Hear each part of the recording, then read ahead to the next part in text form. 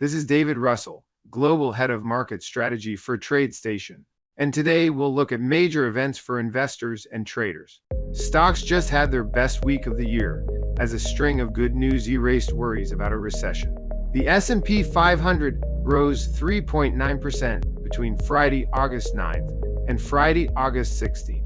It was the biggest gain since early November. Major growth stocks like Nvidia, Amazon.com, and Tesla powered the move.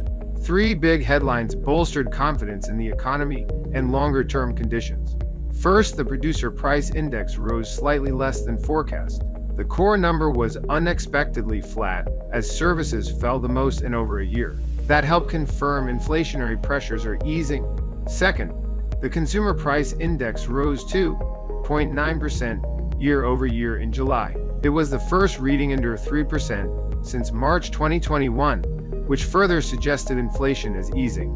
Third, retail sales increased by 1%, more than triple the estimate. It was the second consecutive beat, calming fears about the economy slowing. Some other points had less immediate impact, but seemed to confirm a positive scenario. Initial jobless claims were lower than expected for the second straight week.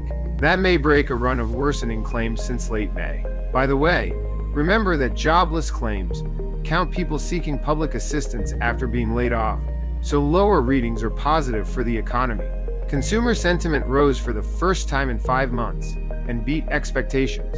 Americans express more optimism about the future, according to the University of Michigan. FactSet reported that S&P 500 earnings grew 10.9% in the second quarter, the biggest increase since the end of 2021. That's higher than the 8.8% growth forecast at the beginning of July, according to the research firm. NFIB's Small Business Optimism Index rose to its highest level in over 2 years, as labor costs and price increases slowed.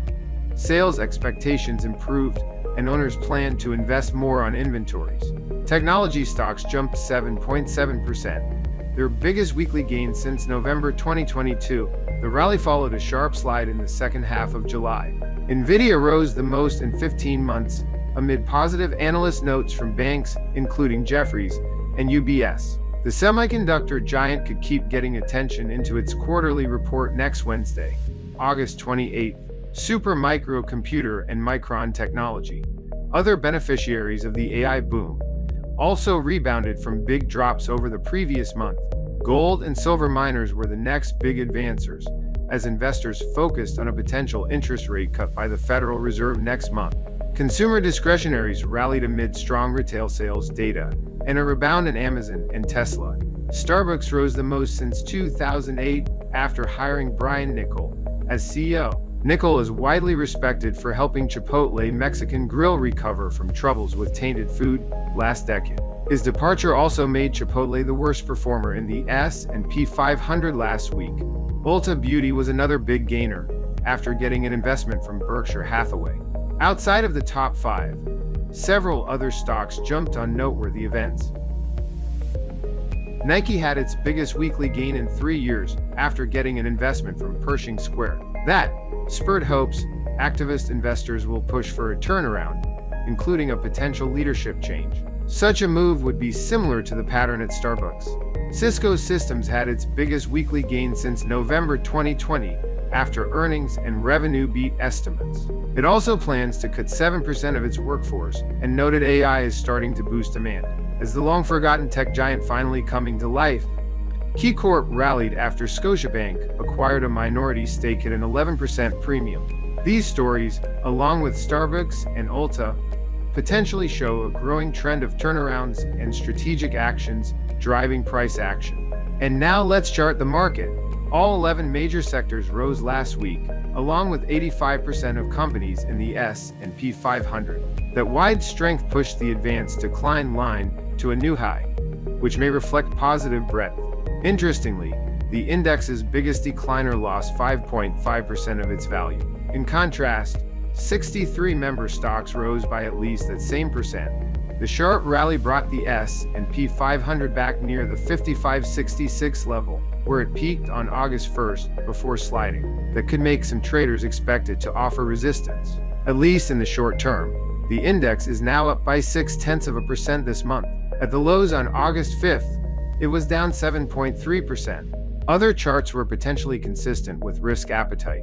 Treasury yields declined as traders look for the Fed to cut rates on September 18th. CBO's Volatility Index, or VIX, and the US Dollar Index, which often rise at times of fear, both fell. The Dow Jones Transportation Index also had its best week since March, which may reflect confidence in the business cycle.